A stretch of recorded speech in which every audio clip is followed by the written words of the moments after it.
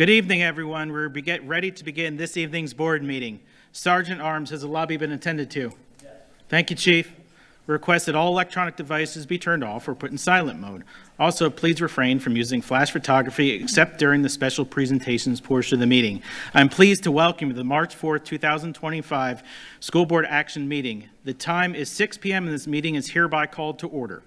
Prior to tonight's performance, we've been enjoying music from the Oak Hammock Middle School Latin Jazz Ensemble, directed by Keith Doxey.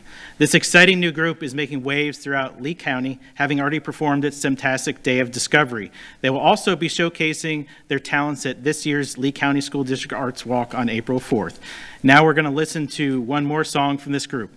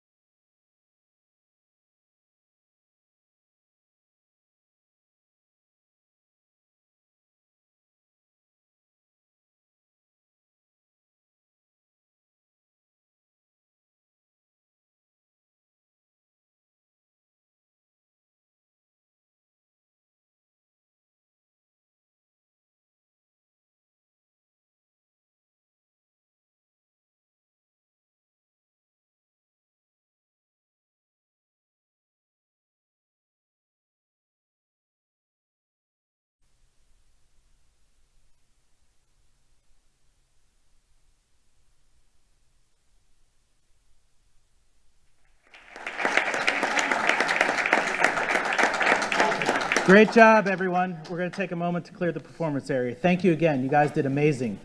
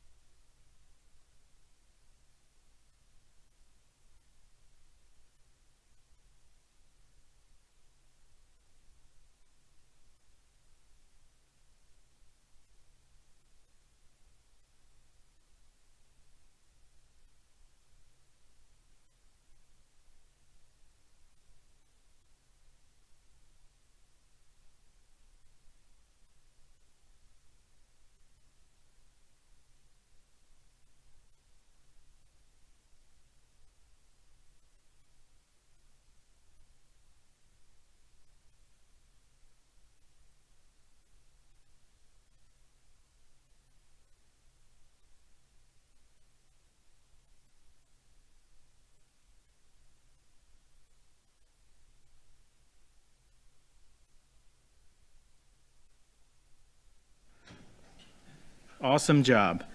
We're now going to take this opportunity to remind the members of the public of the district's mission, which should ensure that each student achieves his or her highest personal potential and the district's vision to be a world-class school system.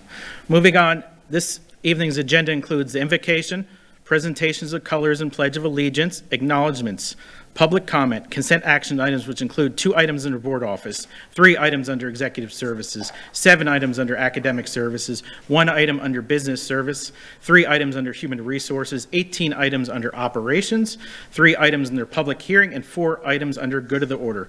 Board members, is a motion to approve tonight's agenda. I move to approve tonight's agenda. Okay.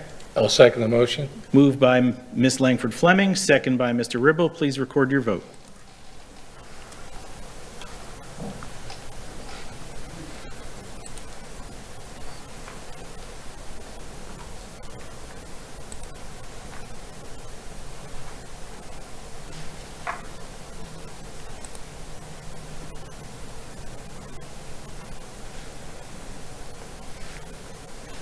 Are you getting a vote? Mine's not. It was slow. Just-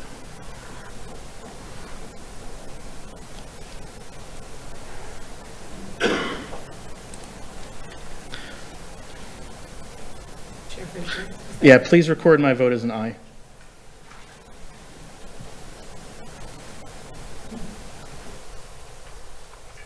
Motion carried 6-0.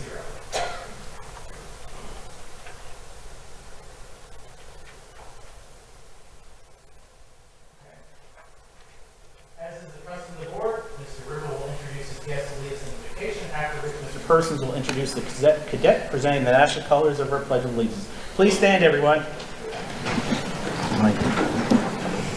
Good evening.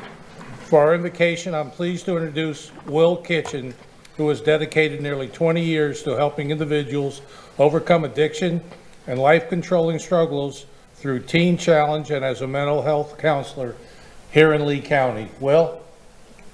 Yes. Yes, thank you. Let's bow. Father, I thank you for your goodness and your mercy that is new today and that follows us, that carries us, that protects us. I thank you for being here and for caring about each and every person in this room, every concern, everything that they bring, everything in their heart. I thank you for listening tonight. God, I ask for God, just freedom of speech and expression that's within a framework of peace and harmony. God, I just ask for humility and justice and mercy. God, I ask for unity. Lord, I just lift up these proceedings and I pray over this board and the burdens that they carry and the great responsibility. I lift up each teacher, each support staff, school administration, everybody, Lord. Just ask for your provision and your protection. And Lord, we just lift up our students as well. That is why we are all here, Lord. Everything for our students, that you would continue to raise them up and make good leaders and allow them to be good citizens and to have good homes. But God, I just thank you for being here. I thank you for hearing us. I thank you that you do care. Lord, we love you and we honor you, and it's in Jesus' name we pray. Amen. Amen. Introducing the cadet who is presenting the national colors of our Pledge of Allegiance tonight is Lieutenant Colonel Derek Carlson, the senior Army instructor from Estero High School. Lieutenant Colonel Carlson served 22 years in the Army and numerous assignments as a field artillery and military intelligence officer. His last assignment on active duty was serving as the professor of military science at both Morehead State University and the University of Pikeville in Kentucky. Lieutenant Colonel Carlson has a doctorate in education and is currently in his 5th year as a JROTC instructor in the district. Thank you. Thank you, sir. Presenting the colors tonight is Cadet Major Daphne Doden. Daphne is a junior. She serves as a color guard and drill team captain. She's a member of our marksmanship sharpshooting team.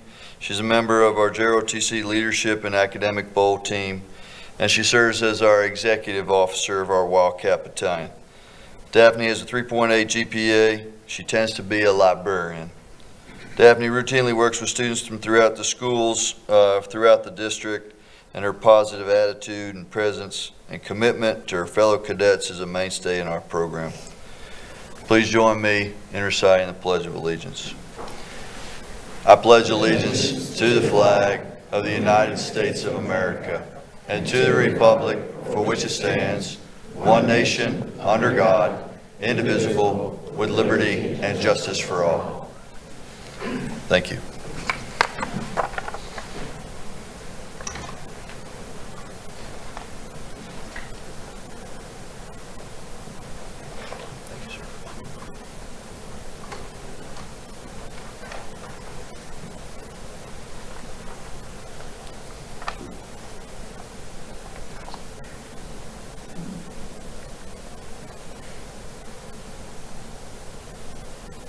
Please be seated.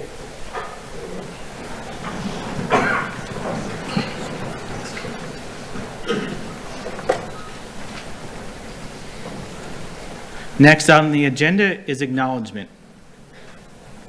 The character word for March. The character word for March is courage.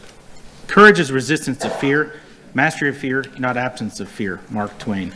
The design displayed on the screen was created by Carmen Rich, an 11th grade student at North Fort Myers High School.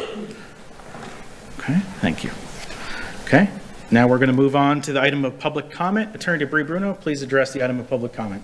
Thank you and good evening. School board policy provides the opportunity at this point in the meeting to address the board concerning any matter on this meeting's agenda or any other matter relevant to the operation of the school district. Please complete a public comment card and put it in the basket provided. If you need a public comment card, they are provided by our staff. The rules concerning public comment are posted in the back and will be made from the podium in the front center aisle. Please be advised that the board will not respond during public comment to remarks made by speakers. The purpose of public comment is to provide feedback on district issues such as duties, responsibilities, decisions, and the general operation of the district. The school board is viewpoint neutral during public comment. We ask that decorum be kept and respect be shown, which is what is expected when a government agency conducts official business. Therefore, abusive language defined as swearing, use of profanity, or name-calling is prohibited. In addition, clapping, hissing, booing, or display of temper during public comment is prohibited. Speakers who fail to follow proper decorum in the chambers will be ruled out of order by the board chair or the board attorney. Any speaker continuing with such remarks will be required to relinquish the microphone per board policy 0169.1 and may be removed from the chambers by the sergeant at arms. Per board policy 0169.1, the time per speaker is 3 minutes if there are 20, 2 minutes if there are 30 speakers, and 1 minute if there are 31 speakers or more. The maximum time allotted for public comment is 1 hour, 60 speakers. You will find a countdown on the big screens in the front of the room. Once your time has elapsed, the microphone will automatically shut off. Please state your name when you approach the microphone. I will call your names 5 speakers at a time. Please follow staff's direction when lining up. Mr. Chairman, we have 14 speakers this evening. The time is 3 minutes per speaker. Thank you, Madam Attorney. Please ensure you have completed a public comment card to provide public comment. The card is a public record identifying those who speak and providing contact information to staff for follow-up. The cards are located with staff in the hallway.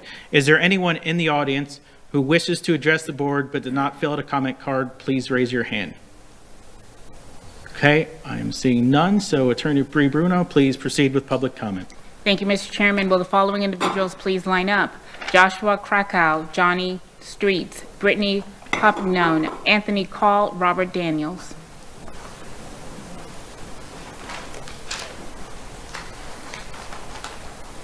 Hi, my name is Joshua Krakow. I'm a lifetime resident of Lee County. I graduated from our public school system here. I actually learned how to drive in this parking lot, and as I was coming here, it dawned on me how big our bureaucratic system of governance of our school board has gotten since 2007 when we actually moved into this facility, which was originally the Metro Mall. And I think that we need to continuously decrease the size of bureaucracy, as you guys are talking about DEI right now and removing a position of DEI because of legislation, but yet we're positioning that person into another position that we just decided to fill to keep that employment, rather than getting those resources to positions that we are desperately in need of, like bus drivers, where we are talking about lowering our standards of bus drivers to be potentially high school dropouts. And I'm sure that these bus drivers already have a problem with parents getting in their face and being disrespectful. And with the lowering of the standards, I believe that these bus drivers are going to get even worse treatment because we continuously lower our standards and expectations as we grow the bureaucracy of our school board and district. I think we need to continuously focus on reducing the bureaucracy and trying to make this school site or the school board smaller, whether it's getting into smaller pod classes and emphasizing that, or whether it's getting these, breaking the board up into different districts and having multiple districts, so that way the burdensome of the bloat that we have here, the teachers are able to operate more efficiently. They're able to feel like they're heard. I feel like with how big our school system has become, our citizens do not feel represented. We have such little representation. So few people actually follow any of the political aspects of the elected board. And I think that we need to start focusing on reducing the size of our school board and getting the money back to the teachers. Thank you.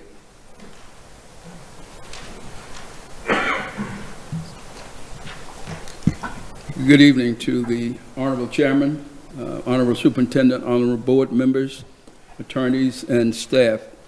I just want to speak briefly in regards to DEI. I know that you all didn't make the choice to present that to the news press or the TV stations of what were presented, but I felt that indeed I need to speak on it for the future. Perhaps sometimes the people in Tallahassee, our legislators, will get back to home rule where the local counties and cities make the decisions that will catapult our students to the best of their ability, and the teachers. One of the things I will say is that most people say DEI, diversity, equity, and inclusion. For those who may have lost their jobs because of this ruling, even from the federal bench, they walk away, and I support them, that they earn it. DEI, they earn it. So diminished understanding and empathy, increased social division and conflict, hinders academic and professional services and success, perpetuation of systemic inequities, damage to civic engagement, and the creation of a hostile learning environment. I think, if not, I know all of you, but I think that if we have the opportunity to revisit this, and I think we will at some times, but whatever monies that are available that may come from dismissing the office or for another position, but if there's enough money, particularly federal money, I agree with the gentleman that just spoke. Give it to the bus drivers and give it to the teachers. And I think that, I know, again, you're doing a great job, but it wasn't you that made this decision. So thank you for the opportunity to be here tonight, and I'm honored, and you're the best. I know you are. Thank you.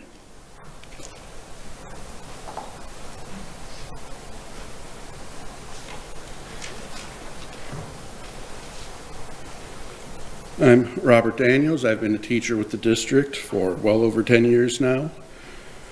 I'm going to be reading some numbers here. All of the numbers I say are in dollars adjusted to the current year, and all the information I talk about was taken from the DOE website with the financial reports that this district has submitted to them.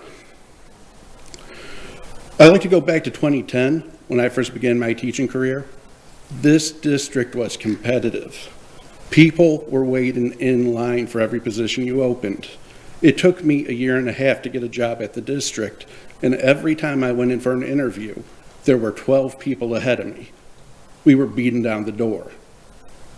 I don't know right now how many positions we have open today, but I'm pretty sure it's over 100 easily, and we've already cut, again, our class loads for the kids from 8 classes to 7, so they're getting less, and we need fewer teachers overall. Going back to 2010, to now, the amount or proportion of the general fund which can go to salaries, 10% less of it goes to the teachers. That works out to roughly $40 million and then some. Since the last time I was able to update, that's enough to give each teacher another $8,000 raise, just in raw numbers, before we address anything else. During that same time, the amount of administrative bloat here nationwide is out of control. I don't have the numbers for this district, but the Federal Department of Education in 2022 did a study. They said over the last 20 years at that time, the student population had grown by 7.6%. The teacher population had grown by 8.7%. The administrative population grew by 87.6%, nearly doubled. When our goal is to have each student live up to their fullest potential, does it seem that an almost 90% growth rate, almost doubling the amount of administrators is the way to do that, or doubling the amount of teachers they have? When you visit classrooms, have you visited classrooms unannounced, schools unannounced, made sure to observe every class and see how overcrowded some of our most important classes are? Have you looked in an Algebra 1 classroom and wondered to yourself how the substitute is teaching 40 students algebra? These are primary skills our students need, and they do not have the teachers to get those skills. One of the main hurdles we have is the money. I know this because we're offering $3,000 of moving expenses for teachers to come here and teach. But before we do that, let's work on keeping the teachers we already have by making sure that they can afford to stay in the county. Not every teacher you have. Thank you for your comments. Your time is up. Will the following individuals please line up? India Palencia, Robert Rio, Sandy Clark, Erica Davis, Lou Navarra.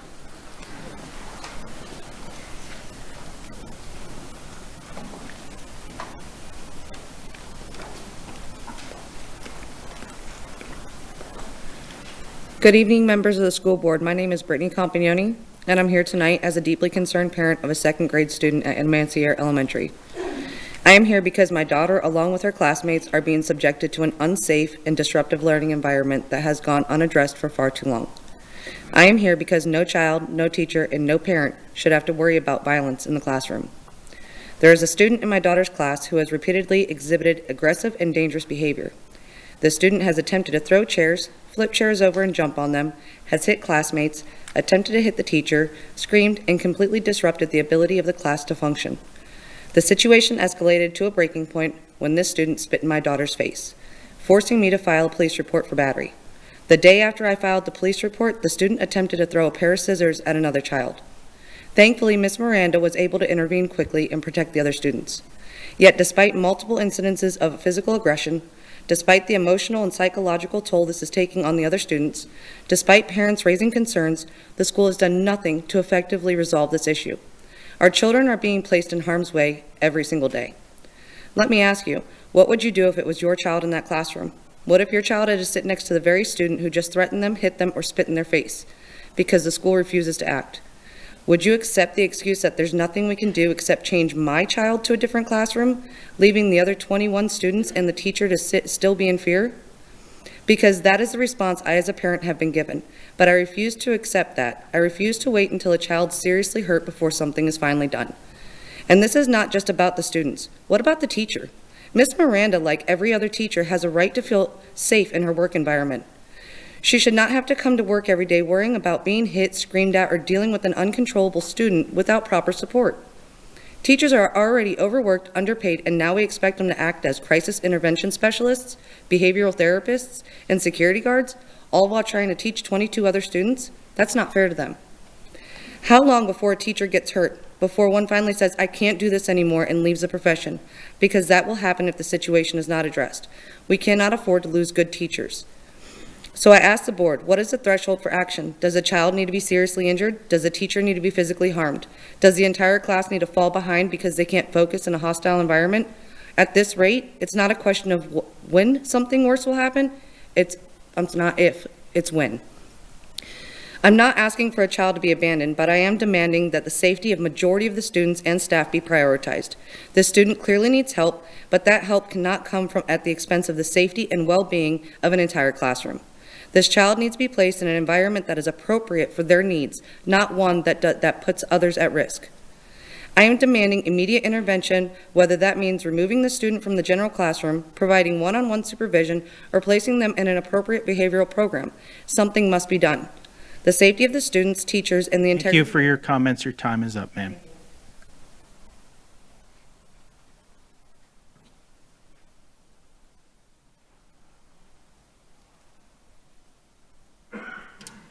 Good evening, Board. My name is Anthony Call. Thank you, Miss Vanessa, for coming and visiting our compound. I really do appreciate it. Sorry I wasn't here last week when you gave us compliments. Thank you, Board, for putting a chief in that's actually taking care of business. He's a wonderful person, and he's taking care, and things are changing, and I understand that. Unlike the gentleman before, I do not have a high school diploma. I have 27 years of driving experience. Parents request me all the time. Parents are upset when I have to do other routes to cover other people. I do understand that, yes, you want qualified people in there. I am qualified. A lot of people are qualified. When you guys removed that high school diploma thing, a lot of us drivers came over that would normally be driving, like me, 27 years in the towing business, people that have been driving dump trucks. Our hardest part is getting parents to understand that there's a reason for rules. There's a reason that we ask you to be there 10 minutes before the bus stop. Last week, well, actually the beginning of the week, it was posted on Facebook where a parent chased me down because I was actually on time to the bus stop, but she was watching the app that has a delay. She proceeded to get out of her car, stand in front of the bus door, and cuss me out in front of a bus full of children. That happens every day to every bus driver. And, you know, that's why we're late. We're getting held up by parents that can't be on time, want to stand there and argue. I run my route on time. Yes, we are short on drivers, and yes, sometimes kids don't get to school on time. You have parents that are late, and then if the bus is there a minute early, we got to turn the bus all the way around with a full finger to go back and get the child, because that's the rule. If they're there when they're supposed to be there, the email that you guys have sent out, we would be there a lot sooner, and we try to get there as soon as possible. When it allows. We are definitely trying. All of our drivers are, including me. Miss Langford, you're in North Myers High School. I love the staff there, but the problem we have is that people are stopping on Orange Grove Boulevard to let their students out. And when I asked the security officer, he said, "We tried. The sheriff's department won't do anything." But that's safety for children. I almost hit somebody who stopped to let their kid out. We got to look around and see the safety for our buses too. There's some concerns that I brought up, and hopefully they'll get done. Mr. Nolan is sure trying, and I appreciate you guys for pushing forward and helping transportation as much as you can. Thank you.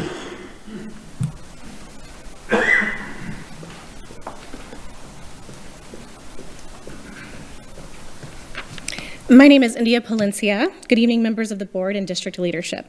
I stand before you tonight perplexed by the priorities of our district, by the decisions being made with taxpayer dollars, and by the message those decisions send to the educators and students in our district.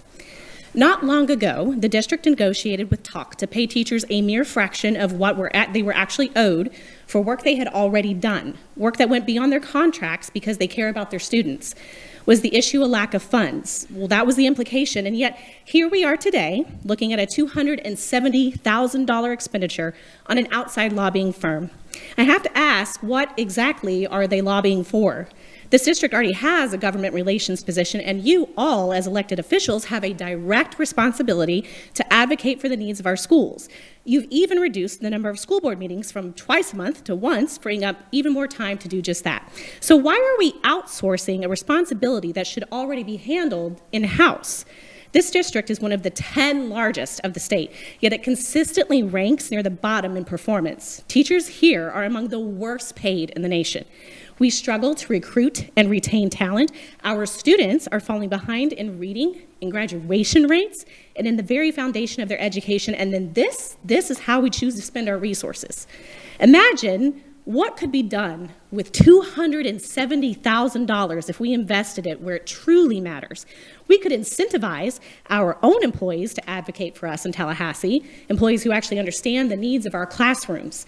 We could put that money toward ensuring teachers are properly compensated, showing them that their time, their commitment, and their sacrifices are valued.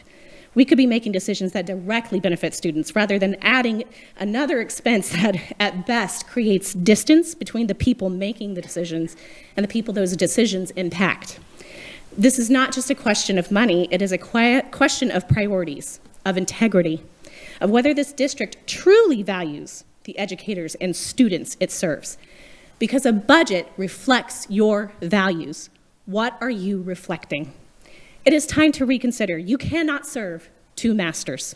You cannot serve the interests of lobbyists and consultants while turning your back on the people who are on the front lines, making a difference every single day. It is not a choice we should have to make, but in this moment, the choice is clear.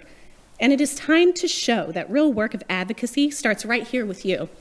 And I'll add, my 9-year-old kid says teachers should be paid double the most money that anyone could ever make because they could never make that money without a teacher. A 9-year-old gets it. I think you guys can too. Thank you.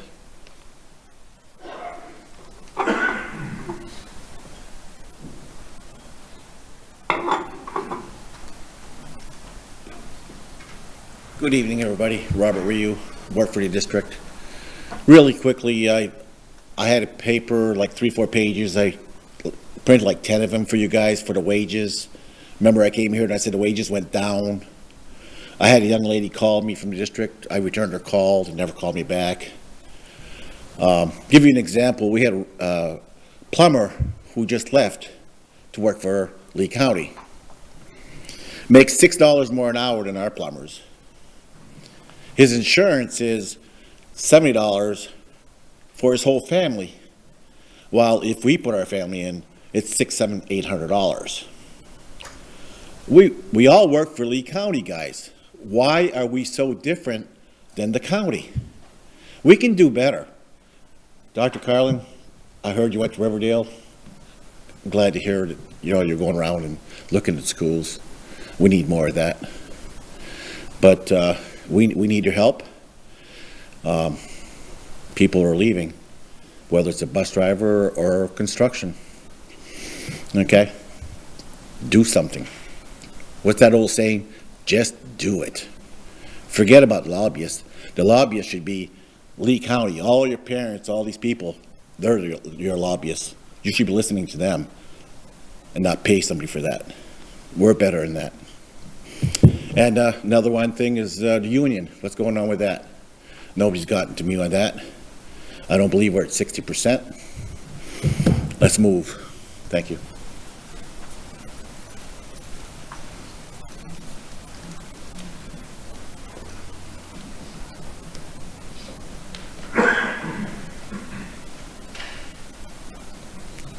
Hello, board members. My name is Sandy Clark. I've been a teacher at the district for 13 years. Thank you for letting me speak tonight. As a public educator in Lee County, I believe that we are facing a crisis of unseen proportions, student apathy, a lack of interest, enthusiasm, or concern. And we are part of the problem. Over the past decade, we have been pushing more rigor, more technology, shorter class periods, higher standards. Faster, faster. A middle school student today has been through 4 different sets of increasing standards and high-stakes assessments since kindergarten. Of course, educators and administrators recognize that students can't possibly keep up with the ever-increasing standards. In fact, across the state of Florida and within our very district, 70% of students are less than proficient in the new grade level reading standards in grades 6, 7, and 8. 50% of students are testing unsatisfactory, and 25% of students are inadequate on grade level standards. How have we addressed this problem? We create exemplars which are graded on a huge curve. 1 correct out of 6 multiple choice questions and you receive a passing grade. We create workarounds. If you have an individual education plan, you don't need to pass the high rigor assessments. We promoted grade with grace. Students should not be given a failing grade due to family hardships. We instituted no-zero policies. All assignments have to receive a minimum 50% score. Then we used quality points. Students no longer receive a percentage for their grade each quarter with a minimum 60% to pass and 240 points needed for the year. Now students can literally earn a C in quarter 1 and score all zeros or be absent for the remainder of the school year and still earn their credit. The trouble is that all of these solutions mask the real problem. The standards are too high. Students are being forced to move at a pace where they cannot keep up, so they quit trying. There is no accountability to our students for their grades. There is no accountability to our students for their learning. There is no accountability to our students for their attendance. And there is no accountability to our students for their behavior. Something needs to change. Thank you. Will the following individuals please line up? Gwen Gittens, Jacqueline Perez, Joe Phillips, Sergio Cruz. Good evening. My name is Erica Davis. I'm a special education teacher at a middle school in the district. I'm here not just as a special education teacher, but as a representative for my colleagues and my students in our district. I am here because we have a crisis, one that is putting the safety, well-being, and the education of both students and staff at risk. We all believe in inclusion. We believe in supporting students with disabilities, but inclusion cannot come at the cost of safety. Over the past few years, we have seen serious incidents that have been ignored, dismissed, and excused under the claim of inclusivity. I have personally been cornered in a classroom, sexually touched, and spit on by a student who continues to exhibit the same behaviors towards others. My colleagues have had feces and urine thrown at them. A child was thrown down a flight of stairs only for the aggressor to face no consequence because his behavior plan states that he might fight others. In all cases, the victims were told to adjust while the aggressors were allowed to continue. This is not just about individual instances. This is a systemic failure, one that the district is upholding. Right now, the district is systemically blocking any change of placement for students with behavior plans, no matter how dangerous the behavior is. Teachers, staff, and even administrators have asked for more support for alternative placements, for intervention that will actually help these students and protect others in the process. And every single time we are met with roadblocks. So I ask you, what will it take for things to change? Does a teacher need to be seriously injured? Does a student need to end up in the hospital? Because if we don't act now, it's only a matter of time. Inclusion does not mean ignoring violent or dangerous behavior. Inclusion does not mean sacrificing the safety of students and staff. Inclusion is not about allowing unsafe behavior to persist. It is about appropriate support, accountability, and ensuring that every student has a safe and equitable learning environment. We need better policies, and we need real consequences. We need action now before it gets worse. Thank you.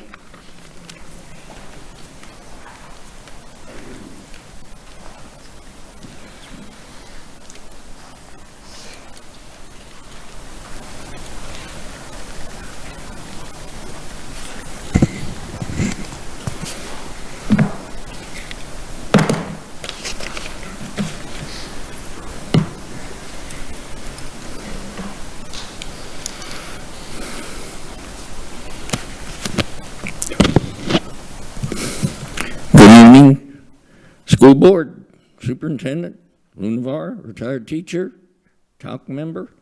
Once again, I'm tooting my own horn about Veterans Day. None of this board did, as J.D. Vance said, is there no thank you, Mr. Valensky? Is there no thank you, School Board? Now, I'm happy to announce St. Johns County School Board will revise their district calendar and make Veterans Day a holiday. I spoke with the president of the union. Funny, these people talk to me, but Talc ignores me, and they don't tell me where their $90,000 grant from FEMA went for Hurricane Ian. Here's the documents from the school district. I'm going to leave them with you. I was proud to hear from the school board chair as well. I'm asking the board tonight to contact Mr. Mike G. Lombardo in Tallahassee and see if we can start together, you, me, and the board, a state holiday, since half do and half don't, and there is no policy. I'm sure the gov might like that. He likes to relegate from Tallahassee. Tonight, I'm asking the board to table the appointment of Mr. Charles Bradley. The district has closed the DEI department. Department has been dismantled as per Trump and the Secretary of Ed. Now tonight, you want to make a new fake job for him, pseudo job? I'm submitting to you documentation from my colleague, Mr. Dave J., tripledippers.org. Here it all is. You will have it to peruse. And on this, Mr. Bradley is a triple dipper. He's retired. Tonight, he'll get $647,930 when he walks away. But you want to give him another job in a pencil-pushing position. I want this decision to be tabled because the facts are here about him and the triple dippers here at the district. You know, if we cut this triple dipping out, folks, you could be giving teachers an $80,000 starting pay and the bus drivers $50 an hour. Come on, this is bureaucracy that Trump's trying to cut. Where's my triple dipper friends, Radar Roger Lloyd? How about Dr. Spiro? These guys are still hanging around, and I've been retired 15 years. Shame on you all. If I run for school board, my first priority is I'm gonna invite Elon Musk to come here with his chainsaw, because you guys need that. I've got extra 10 seconds. Where's Miss Giovanelli? I miss her. None of you call me anymore. Give me a ring. I don't bite. Good night, folks. But please, hold on. Thank you for your comments. Time is up.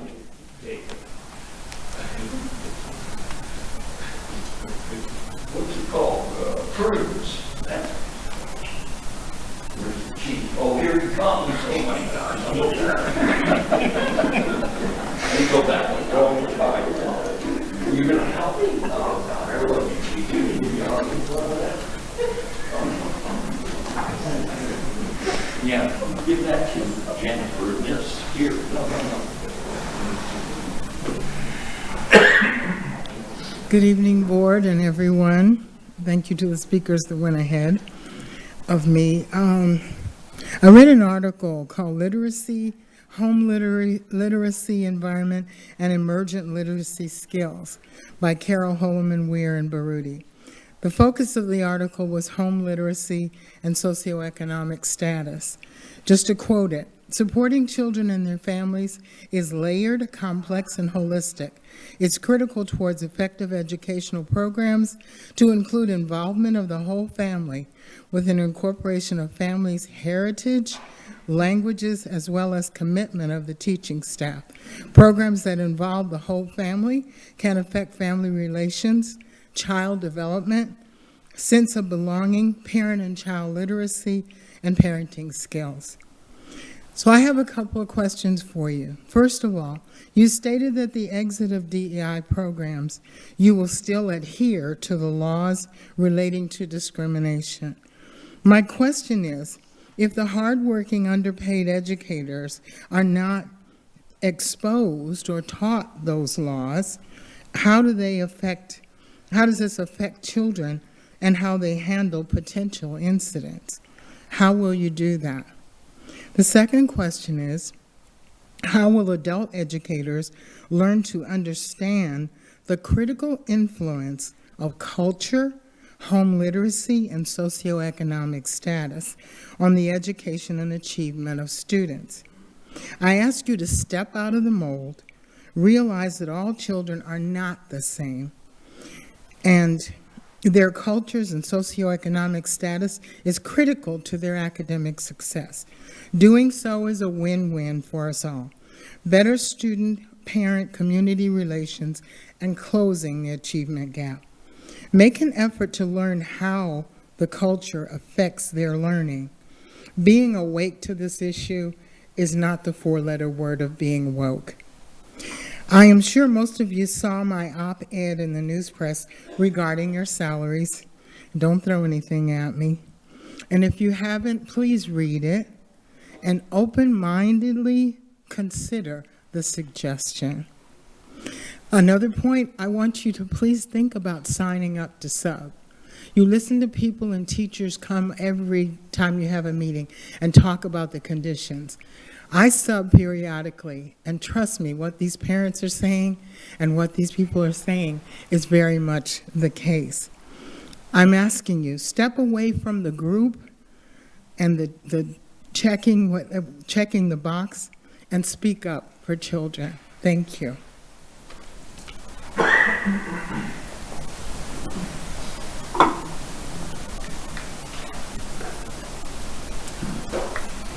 Good evening. Good to see you guys again. My name is Sergio Cruz. I'm a parent advocate, and I did want to touch on a few things, but I think after one of the other people spoke, I did want to kind of touch on inclusion and just highlight the need for a new direction of our district for the ESC department. So you got two flips of the coin. I would obviously kind of maybe go against the other public commenter in regards to inclusion and kind of what it means as far as, instead of placing the blame on the child, I'll put it on the school, the staff, and the district as far as what resources, accommodations, and services they are providing to make it appropriate, as opposed to just dropping a child into a general educational setting without the proper supports. And that's usually when you find somebody who has a disagreement with inclusion, whether it be from the staff, district level, whether it be from another parent, or wherever it may be, with those same rhetorics and rebuttals, it's usually down to that point, is because there's not adequate, appropriate services put into place to address those situations.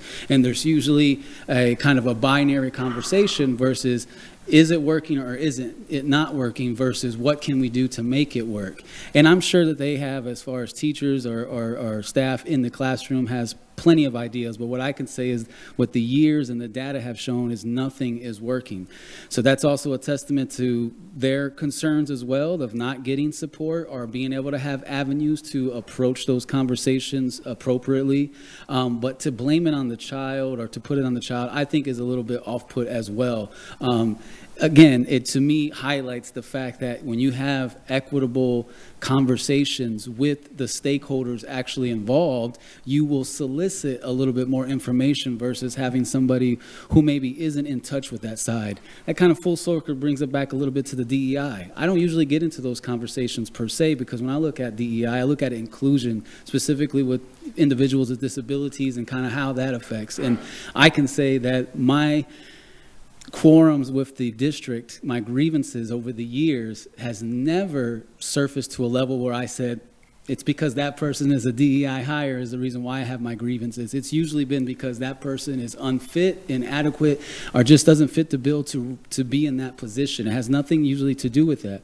What I would say that was supposed to have been a positive, but what I would perceive as the DEI initiatives, is because it would have allowed somebody who has a disability to sit at that table and to have a voice, because there are nuances that it comes to, even when it comes to where bathrooms are placed or different things like that you would need that voice on, let alone when it comes to the everyday classroom things, like what kind of supports do we need to put in place for, teachers and students who have behavior issues. But it is not a binary conversation, it is a spectrum. And I think you only have that discourse and be able to get that in perspective with having discourse. Your time is up. Thank you for your comments.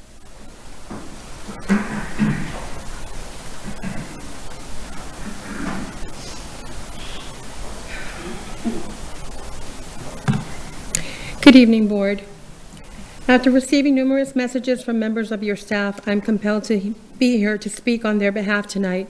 Several months ago, prior to the election, many promises were made for change in the culture of the district. Those promises have been broken. Many months ago, the interim superintendent closed a government liaison position at the district and stated that it was no longer necessary because the elected board members had good relationships with the local elected officials. Right after that, 2 positions were created as some form of government liaisons, one a coordinator and one a director. This is in addition to a contract you presently have with a lobbying firm called Gray Robinson. And tonight on your agenda, you are hiring another lobbying firm which has ties to a campaign manager that many of you have utilized for help in your campaigns. That contract is $270,000 plus expenses, significantly higher than the district has ever paid for any lobbying firm before. Interestingly, this same company has a contract with the county commissioners for a mere $120,000. While many educators work tirelessly for the last year or more, giving up their planning time to cover other classes, and many have not been paid for their hard work, for your employees to watch how you give contracts and create positions for friends and promote others without any consideration to them, denying many the opportunity for advancement is insulting, degrading, and exactly what you all claimed you would not allow to happen. Most of you claimed that you wanted to clean up this toxic culture of cronyism and nepotism, and yet here we are. To hear the educators of our district reach out to me in despair of not being paid what was promised to them is truly heartbreaking. These educators in your district, after being treated so poorly, still continue to freely donate their time to tutor students and help in their schools. They are the backbone of this district, and they are continuously being taken advantage of. You struggle to recruit and retain talent, and our students are falling behind in reading, math, and graduation rates.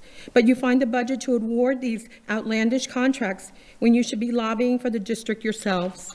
I cannot begin to comprehend how you think it's okay to utilize public funds in the creation of contracts and new administrative positions at the district when it will have no beneficial impact on raising our achievement rates and retaining educators and bus drivers. So I plead with you to please look and see if there's any compensation that you can find for the educators that have not received any money at all. Please. Thank you. Ma'am, if you could just state your name. I know your name, but. Jacqueline Perez. Thank you. Thank you.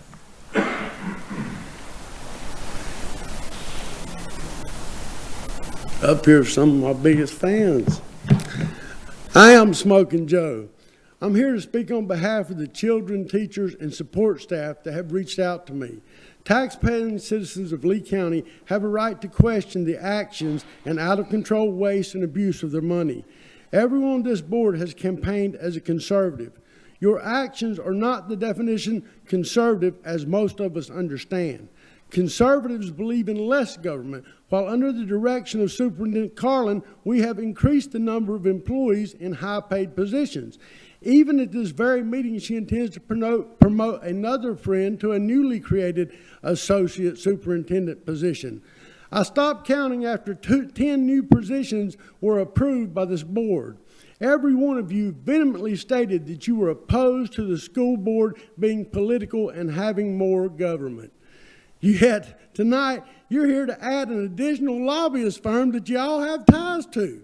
How is it possible that you can vote when there's clearly a conflict of interest? Giving a contract to Ballard and Associates is nothing more than placing the campaign manager, Terry Miller, that you all sold your soul to, giving him complete power to destroy Lee County. While in other venues, some of you proudly tout the power of the cabal, even posting cabal strong. You have no shame in your questionable character. While this board has created 2 positions for other known Millerites to be government relations positions with salaries of $97,000 and the other $122,000, and you want us to just sit back while you hire another lobbyist firm at the tune of $270,000 a year plus expenses. Every one of you are proven liars, and I plan on telling everyone who will listen, unlike this board of Pinocchios. I would like to know how y'all decide what you can subject to us next. Do you just sit around and schedule them? Since you stopped scheduling a meeting once a month, do y'all sit around with armor drinking dum-dum juice and playing rock, paper, scissors? I'm Smoking Joe. Have a great night.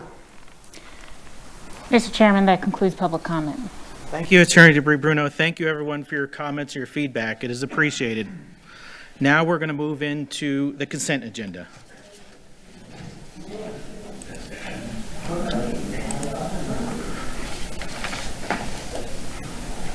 Okay. Next is the approval of the action items in the agenda under consent. Documentation for action items listed under consent is made available to board members 7 business days prior to the board meeting. We're expected to review all the material, and we have an opportunity to speak with the superintendent with any questions we may have regarding the recommendations. Some of these items have also been briefed or workshopped with the board in advance of appearing on the action agenda. Board member, are there any items that you wish to pull for discussion under unfinished business or table items? Mr. Ribble? Ms. Jordan? I'm sorry, I do have one, and I know I was supposed to tell you in advance, but I cannot find the exact number, so I have to apologize if you could. It's the one regarding the contract. And I'm Can we trying get to an find item number in that, please? It's like G3. So you're pulling G3? Yes. Okay. Please. Thank you. Any other pulls? Okay. Mr. Persons? I have none. Mrs. Langford Fleming? I have none. Mrs. Chaviano? I have none. And I have none. Okay. Is there a motion to approve the agenda's consent action items with the exception of pulled item G3? G3. I'll make the motion to approve the action items. Mr. Ribble, do we have a second? I'll second it. Okay. Moved by Mr. Ribble, second by Mr. Persons. Please record your vote.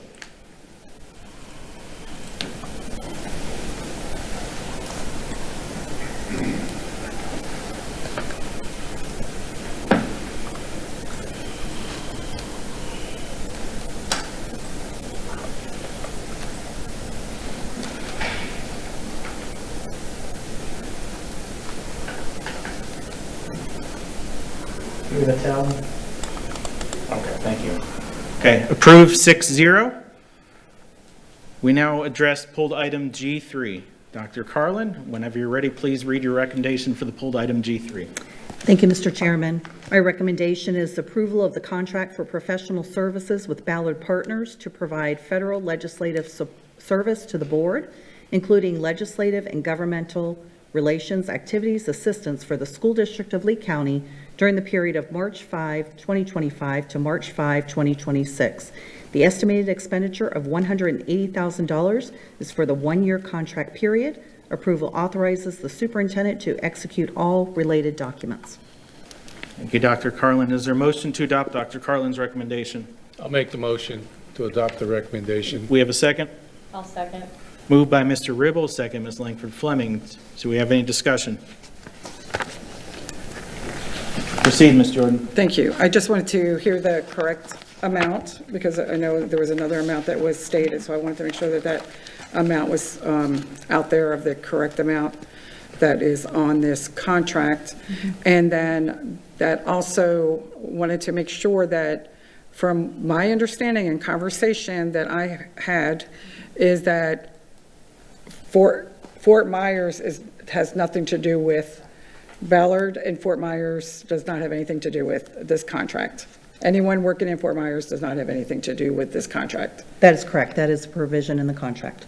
Okay, so the people that we are hiring for this is for the people who work out of Washington, and there are certain individuals that we are looking to take care of the district, correct? This is is that on? This is a contract for federal lobbying. That is correct. Federal lobbying. So it's Correct. Tracy Pugh and another Yes, the other person that gentleman. we had Yes. spoke about. Yes. Okay, I just want to clarify that. Thank you. And thank you for allowing me to do that. Board members, is there any other discussion? Okay, I think this will be a roll call vote. This will be a roll call vote. Signify your vote by saying aye or nay. Mr. Ribble? Aye. Ms. Jordan? Aye. Mr. Persons? Aye. Ms. Langford Fleming? Aye. Ms. Chaviano? Aye. And I am an aye. Motion carries 6-0.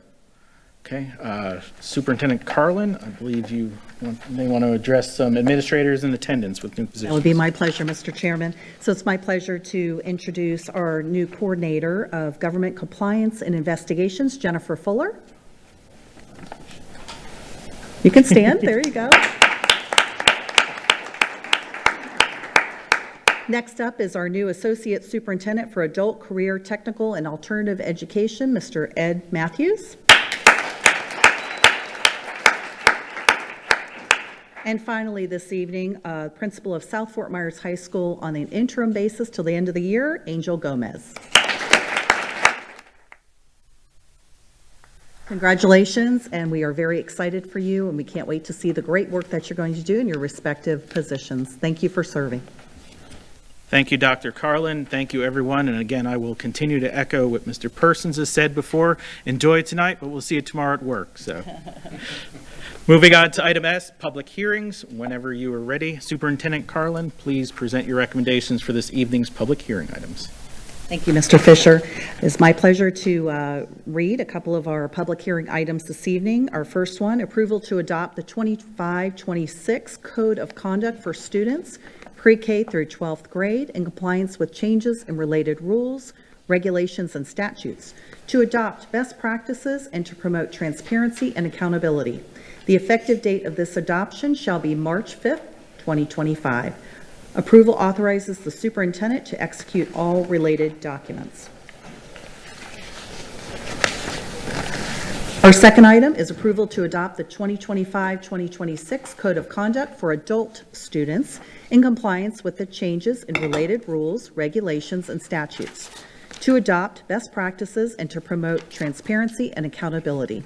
The effective date of this adoption shall be March 5th, 2025. Approval authorizes the superintendent to execute all related documents. And finally, our third item, approval to adopt new and revised board policies in compliance with changes in related rules, regulations, and statutes, to adopt best practices and promote transparency and accountability.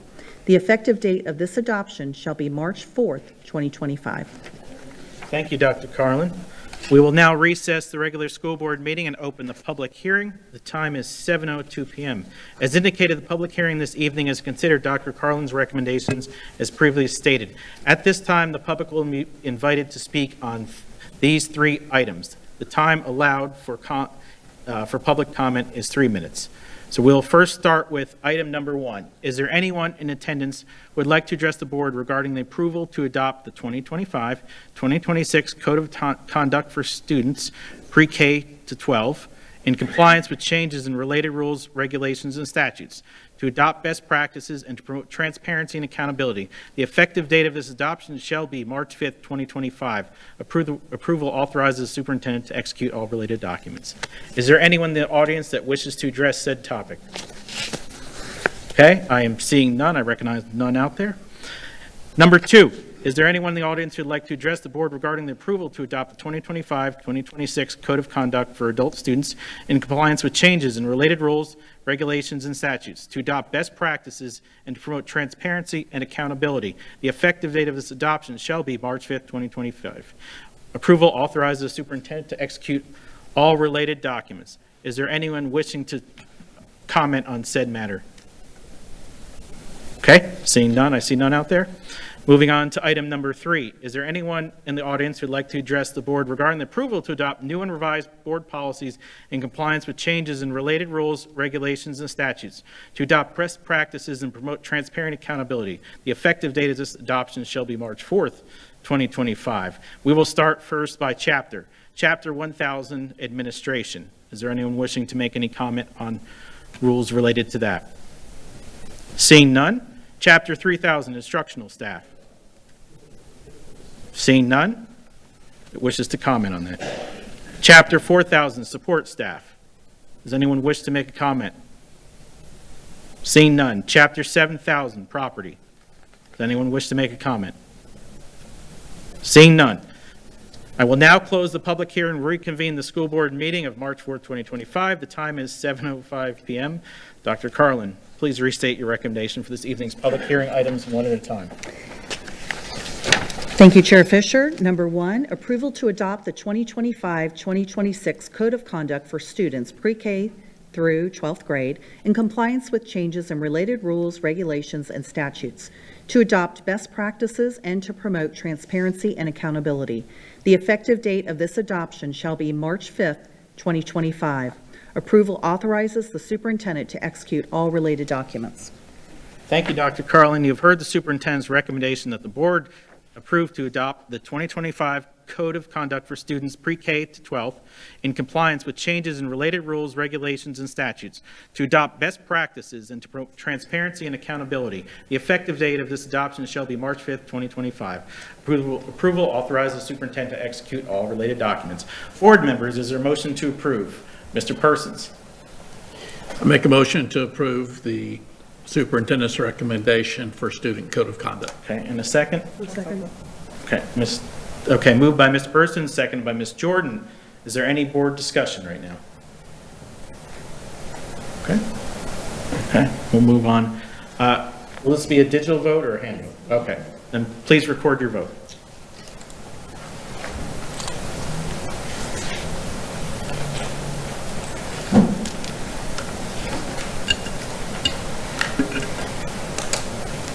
Okay, policy passes 6-0. Number 2, item, if you can. Yes, sir. Read that, Dr. I will Carlin. be happy to read it, absolutely. Approval to adopt the 2025-2026 Code of Conduct for Adult Students in compliance with changes in related rules, regulations, and statutes, to adopt best practices and to promote transparency and accountability. The effective date of this adoption shall be March 5th, 2025. Approval authorizes the superintendent to execute all related documents.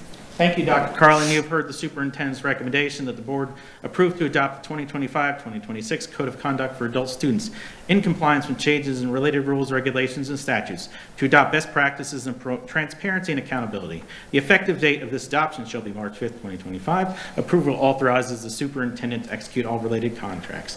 We have a motion to approve. I'll move to approve to adopt the 2025-2026 Code of Conduct for Adult Students. Okay, do we have a second? I'll second. Okay, moved by Mrs. Langford Fleming and then second by Mrs. Chaviano. Do we have any discussion? Okay, please record your vote if you're ready.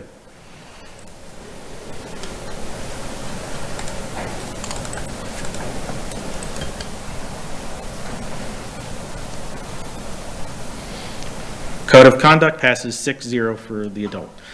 Now we're moving on to item 3, Dr. Carlin. Thank you, sir. Approval to adopt new and revised board policies in compliance with changes in related rules, regulations, and statutes, to adopt best practices and promote transparency and accountability. The effective date of this adoption shall be March 4th, 2025. Thank you, Dr. Carlin. You've heard the superintendent's recommendation that the board approve to adopt the new and revised board policies in compliance with changes in related rules, regulations, and statutes, to adopt best practices and promote transparency and accountability. The effective date of this adoption shall be March 4th, 2025. Do we have a motion to approve? I'll motion to approve the new and revised board policies. Do we have a second? I'll second. Okay. Moved by Mrs. Chaviano, seconded by Mr. Ribble. Okay, do we have any discussion up here? Okay, please record your vote then.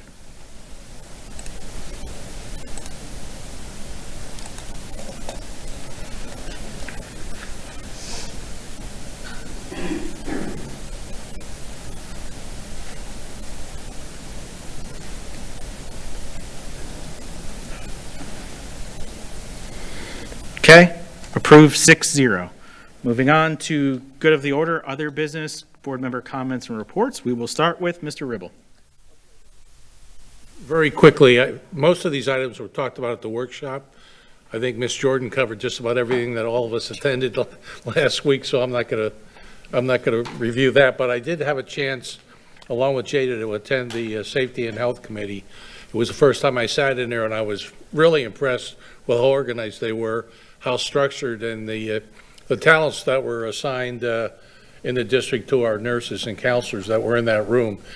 But the reason I wanted to speak up about this was the presentation that they did on vaping.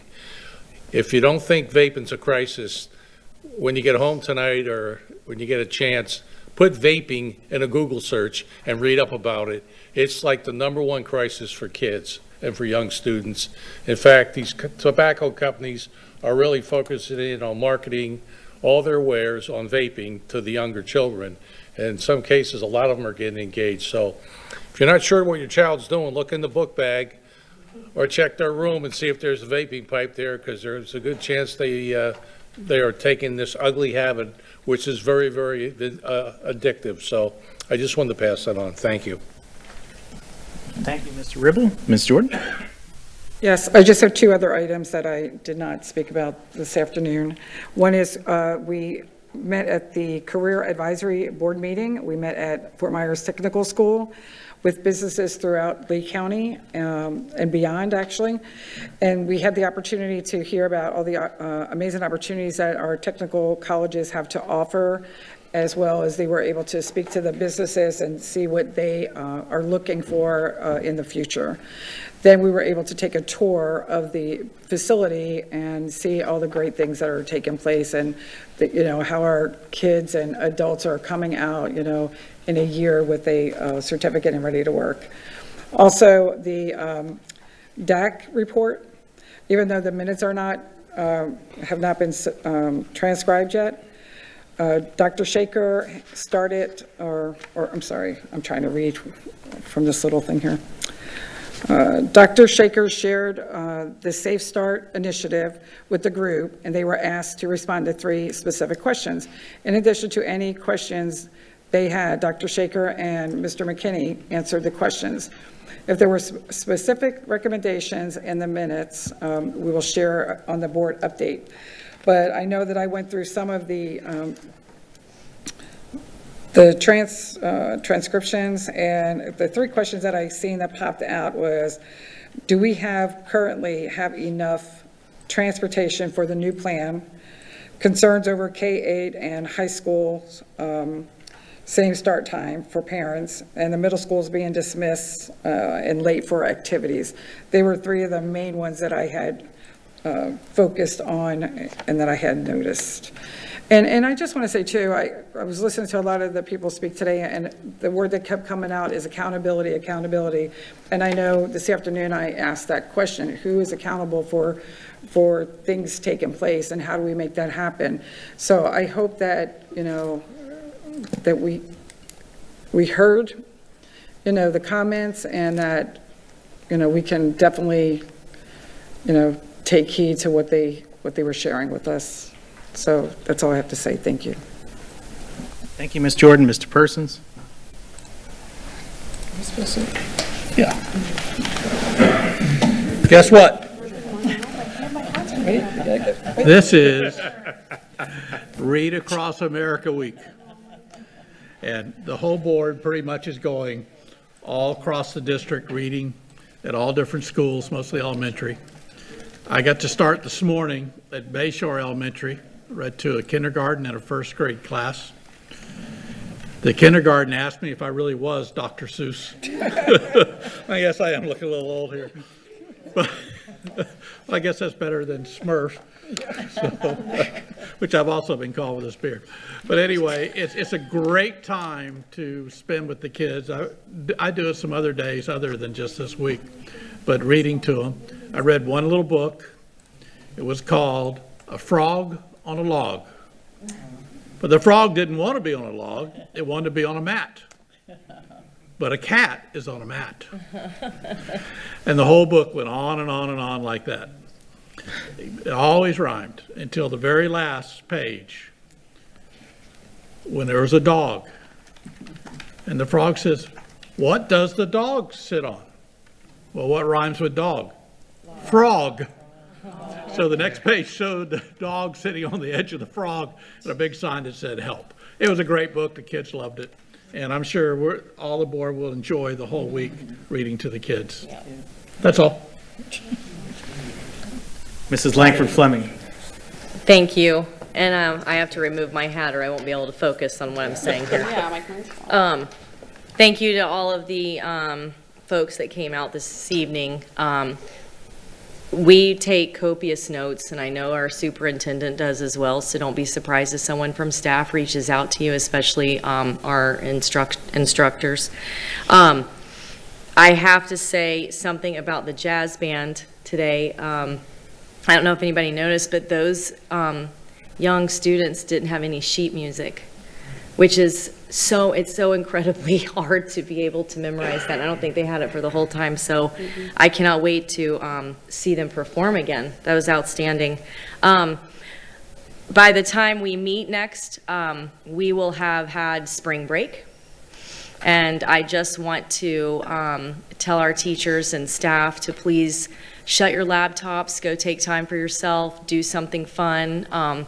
Bus drivers, you know, take several days off, enjoy the sunshine. You are very much appreciated. And we are hearing your concerns about all of the things you bring to the table. It's not falling on deaf ears. And I just want to tell you once again how much we and I appreciate all that you all do. Thank you. Thank you, Mrs. Langford-Fleming. Mrs. Chaviano? Yeah. So I've made my way, I did like 6 school visits within the last month, kind of going through most of like Fort Myers and Cape Coral. I've been given peppers that I've taken home from the gardens, different little things throughout. So it's really cool to just see the culture and the different things that are happening in all the schools and the classrooms. It's pretty awesome. We have some truly amazing teachers in our schools, and it's nice to see them doing what they love, and you see it on their face and you see it with the kids. So it's nice to be a part of that. I have a district town hall happening next week on the 12th. It's going to be at Oak Hammock Middle School. It's going to be at 5:30. So if you're in that area, you know anyone in that area, please invite them out. That is the opportunity to connect with myself and Dr. Carlin, you know, for us to share what, you know, our goals are and what we're doing in the district, but of course for you guys to share your pieces as well. So please take part in that. There are questions that you're able to submit online to have them asked during that town hall. So please take that opportunity to submit those there.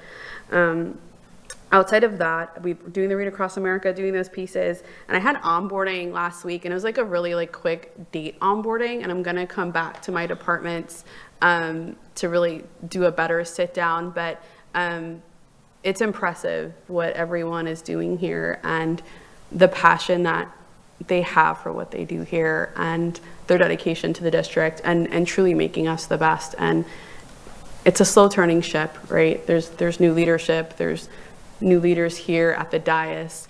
It's not going to happen overnight. And to mirror what Ms. Fleming said, we take notes and we take them back and we have plenty of conversations about what comes to us. So we are listening.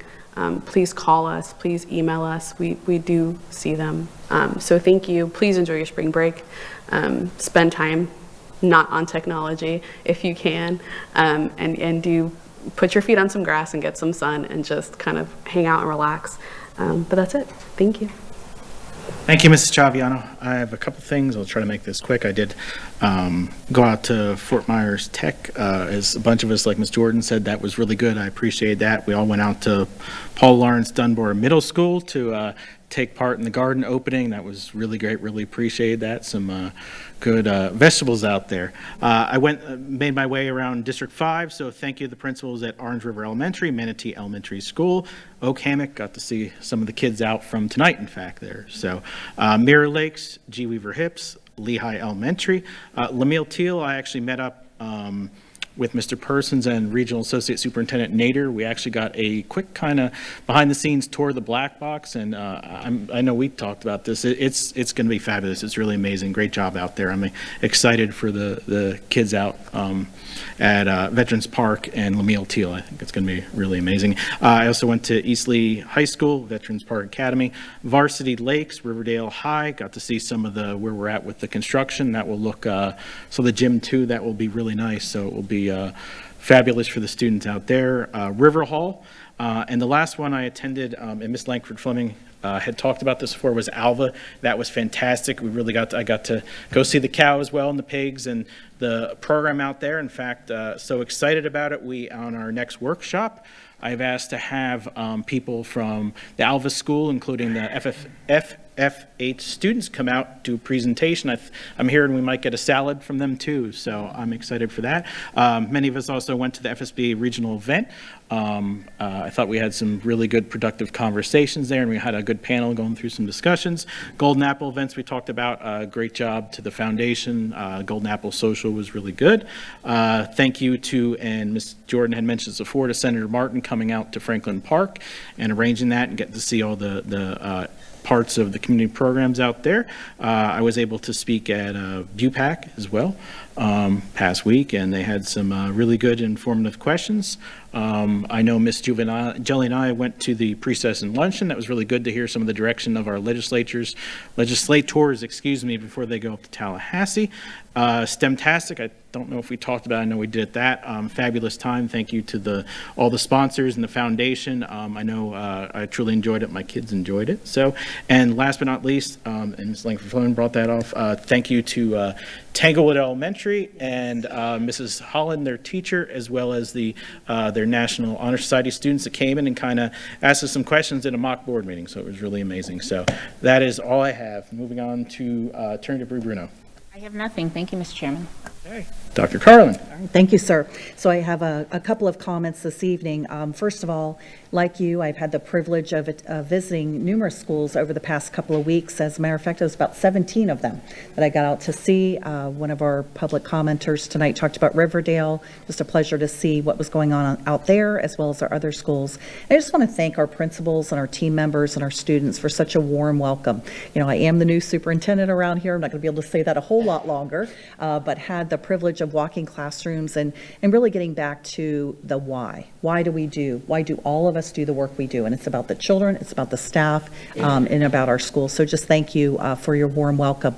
Also, we talked earlier today, the Florida legislative session has begun, and I'm looking forward to working with all of you on our 2025 legislative priorities and forwarding that work up in Tallahassee, and with the approval tonight, also continuing to work on some of the work up in the Washington, D.C., looking at appropriations and looking at other opportunities for our students that we have never been able to access before. So I really am very proud of our board for passing that tonight. Also, just a quick update on some of our top priorities. They used to be called Dr. Carlin's priorities. They are now our district priorities. Safety and security is always my top priority. Last week, I had the opportunity to attend Florida's very first national summit on school safety, at which best practices were shared. Chief Dave Newland and I went to Orlando. We had the opportunity to hear about experiences from the Marjorie Stoneman Douglas parents. So if you've never had the opportunity to hear, I would encourage you to Google that, go on YouTube. It really, again, emphasizes why we put financial and other resources into school safety. We were challenged to remember, do whatever it takes to ensure the safety of our children. And I take that to heart, and I know you do as well. Also, improved student achievement is also one of our priorities. And what I'll share with you is this past 2 weeks ago, I had the opportunity to attend a data chat. We now have our principals sitting down collaboratively and talking about best practices. So they look at their progress monitoring data, and they are totally transparent with their colleagues. They sit down, they take a look at how their children are doing, and they make real-time adjustments based on that data. And I'm so proud of our principals and so proud of our school leaders who don't just wait until the end of the year when their data comes in. When they get some summative data, they dive right in and they start making those changes. And I just couldn't be prouder of them and really appreciate their collaboration. In this district, we are laser-like focused on student achievement. We are headed to the top, and I appreciate the board's support for that as well. And then fiscal responsibility is also another one of our priorities. And I shared this with the board earlier this week, and I'm very proud to announce that we have modeled the way here at the district office. We have asked for a 5% reduction, a minimum of a 5% reduction from each and every department in this district office, which is yielding us $15.9 million. That is a huge commitment from these departments down here. I am very proud of that. And we're going to continue to go. This is round one. What we are committed to doing is to take those dollars and reinvest in our priorities, one of which is employee compensation. So we will be having those conversations. And then in addition to that, we are also continuing to right-size the organizational chart of this district office. So I have to give credit to Dr. Savage, who's been my partner on this. He is affectionately known as the Doge here in Lee County, but he is absolutely partnering with our chiefs and with our division heads to try to find those additional dollars, and we will be right-sizing this district office in terms of our organizational chart. And finally, just want to piggyback on a couple of my board member colleagues up here. Spring break is coming.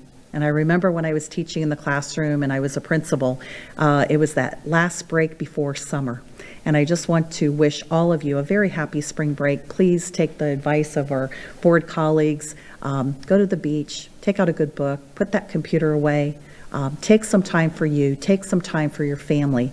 We, as educators, invest in everybody else's children. This is your opportunity to invest in your own family and spend some real good quality time. And just finally, thank you to our board members. I will share with the public as much as I possibly can that they share the goal with me of moving this district to become the #1 achieving district in the state of Florida. Some people say that's not possible. I don't believe it.